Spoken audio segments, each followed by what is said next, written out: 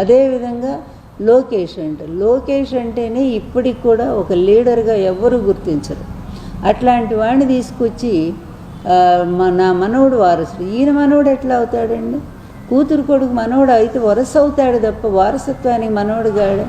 మన సంప్రదాయంలో కొడుకులే కదా, ఇంటి పేరు ఎవరికి ఉంటుందో వాళ్లే కదా వారసులుగా చెప్పుకునేది, ఆస్తులకు కానీ దేనికైనా సరే. అలాంటిది ఎన్టీఆర్ కుటుంబంలో వాళ్ళు నందమూరి కుటుంబంలో నుంచి ఎవరైనా అవుతారు. అలా కాకుండా వెళ్ళి నారా వాళ్ళ కుటుంబంలో తీసుకొచ్చి నా మనవడు వారసుడు, ఎట్లా వారసుడు? అతను ఏమి సాధించాడని?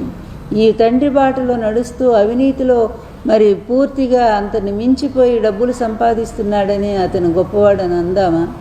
అదేవిధంగా ఇష్టం వచ్చినట్టుగా రెడ్ బుక్ రాజ్యాంగాన్ని నడిపిస్తూ రాష్ట్రంలో మరి ప్రతిపక్ష నేతలందరినీ కూడా చంపిస్తూ, అదేవిధంగా వాళ్ళు ఆత్మహత్యలు చేసుకునే విధంగా ప్రేరేపిస్తూ, మహిళల మీద జరుగుతున్నటువంటి అత్యాచారాలు దారుణాలన్నీ తెలుగుదేశం నాయకులు చేస్తుంటే కనీసం శిక్షలు కూడా లేకుండా వాళ్ళని కాపాడుకుంటూ, అదేవిధంగా ప్రతిపక్ష నేతల్ని వాళ్ళ భార్యల్ని ఇష్టం వచ్చినట్టుగా మాట్లాడే వాళ్ళని కాపాడుకుంటూ, ఇతని పరిపాలకుడా? ఇతను ఒక ముఖ్యమంత్రి అంటే ఎవరైనా హర్షిస్తారా?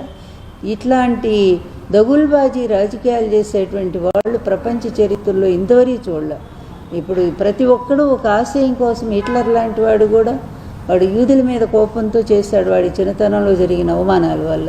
అతను ఒక ఆశయం పెట్టుకున్నాడు, అతను చేశాడు. కానీ వీళ్ళకి ఏదైనా ఒక ఆశయం అంటూ ఉందా?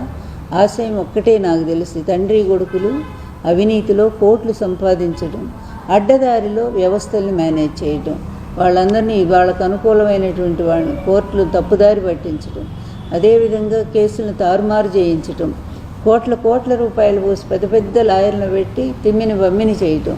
ఈ విద్యల్లో మాత్రం తండ్రి కొడుకులు బాగా ఆరితేరారు. అలాగే రాష్ట్రాన్ని లూటీ చేస్తూనే ఉన్నారు. అందువల్ల మహానాడులో వీళ్ళు ఏమైనా చేసిన గొప్ప పని ఒక్కటైనా ఉంటే దాని గురించి చెప్పుంటే బాగుండేది.